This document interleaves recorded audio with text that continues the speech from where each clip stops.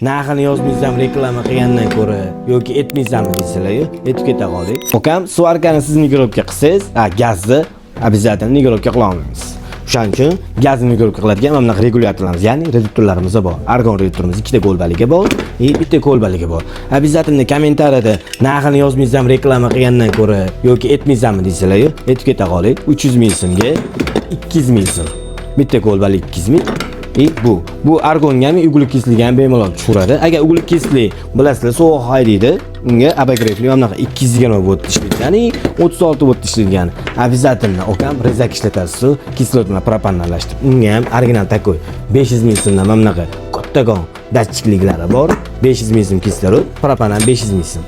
Обязательно Xitoy original zavoddan mana bunaqa arzonlari ham bor. 160 ming so'mga 170 ming so'm. Bunaqa reduktorlar faqatgina Toshkent shahar Qo'yliqda, Jomiy bozorida bor. Bemalol kelasizlar, olasizlar.